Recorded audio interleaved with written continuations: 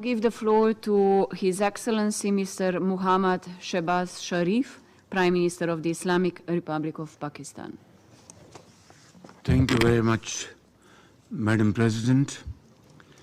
Pakistan congratulates Slovenia for convening the Security Council to discuss leadership for peace.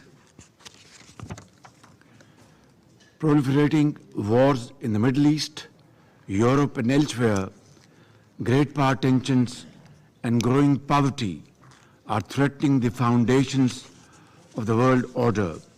Last Sunday, we approved the Pact for the Future. We must give life to our commitments, else the future will be bleak and dangerous.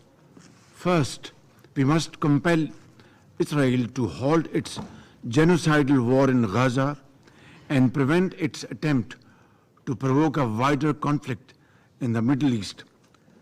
Bombing in Beirut is most condemnable. It is time to apply sanctions against Israel, including an arms and trade embargo. It is time to hold its leadership accountable for its crimes against the Palestinian people.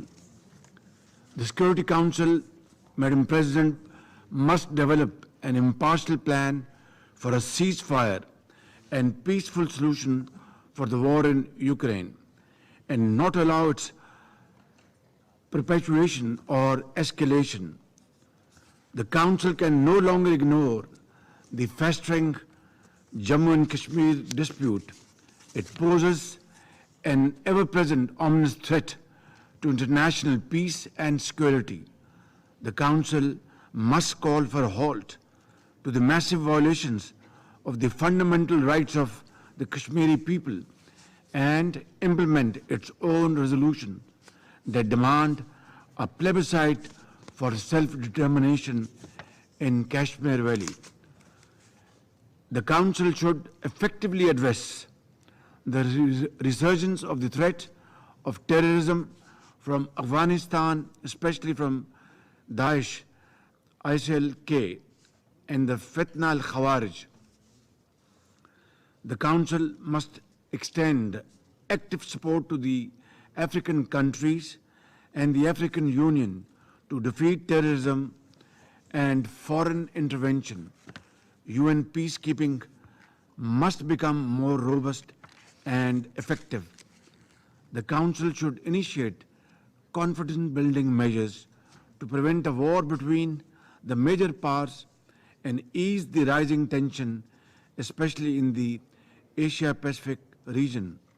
Healthy competition between governments is very healthy and good, but must not take the shape of ugly confrontation. The Council must declare zero tolerance for the illegal use of force and revive global efforts to halt and reverse the new arms race in nuclear and conventional weapons. It must build controls over new weapons and technologies, including artificial intelligence, that are making war more likely and more lethal.